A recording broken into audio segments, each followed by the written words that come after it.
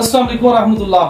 कुछ दोस्त कहते हैं हकीम साहब गर्मी में कौन सी मजून इस्तेमाल करनी चाहिए जो मिजाज में जिगर मसाले में गर्मी भी ना पैदा करे, और क्योंकि कोई भी मुगल्लस चीज है ना उससे कब्ज होनी होती है, ठीक है।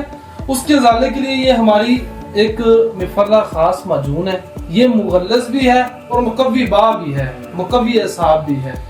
असाबी ताकत के लिए, नजर की ताकत के लिए मुकव्वी बा, जिसको आप क्या पंजाबी में टाइमिंग शैमिंग बोलते हैं सारा कुछ, क्योंकि सोशल मीडिया पर हर बात खुल के नहीं की जा सकती।